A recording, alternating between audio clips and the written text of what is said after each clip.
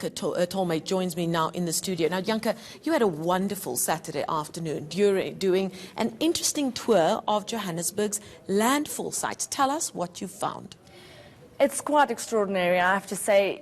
You might think you know what it looks like or what it is like, but we especially visited the one in Turfontein, the Robertson landfill sites, which is one of the biggest ones. And if you stand at the bottom, it's literally like you're looking up at a mountain.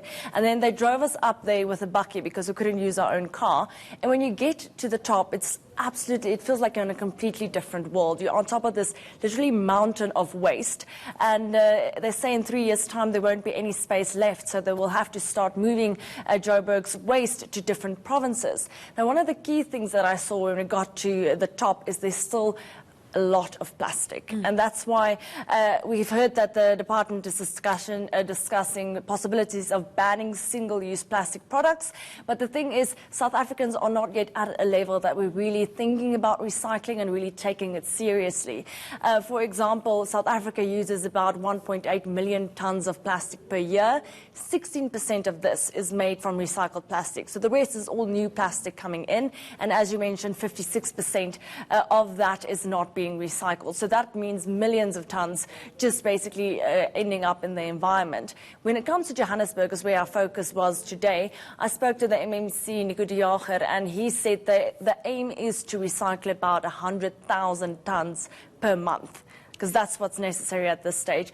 Unfortunately, they're only at a stage where it's 40,000 tons per month, so it's only 40%, the target that they're reaching at the moment.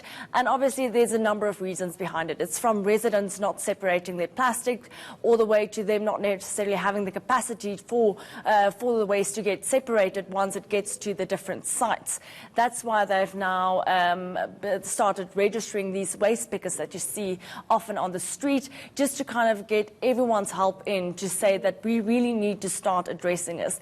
I think often someone thinks it's someone else's problem. If someone else is probably recycling, I don't have to. You're still seeing people driving on roads and just throwing plastic out of their windows like it's nobody's business. And the thing is, if you really take the time to go to places where you know there's a lot of garbage, if you go into landfill sites, then you realize what problem we're actually facing, and then it kind of brings it home. And then you start kind of focusing on the plastic that you use every day. If you just try for one day to focus on not using plastic or not just focusing on what products you use, it's absolutely amazing. And that's why it is a global challenge. We know that the UN Environment Assembly was in Kenya this week, and they also didn't get to a point where they said by 2030, that was the aim, that people should stop using single-use plastic. But one gets a feeling to even 2030 is too late. It is too late, but no one wanted to agree to this. So what the nations now basically agreed to is to drastically reduce the usage of plastic by 2025.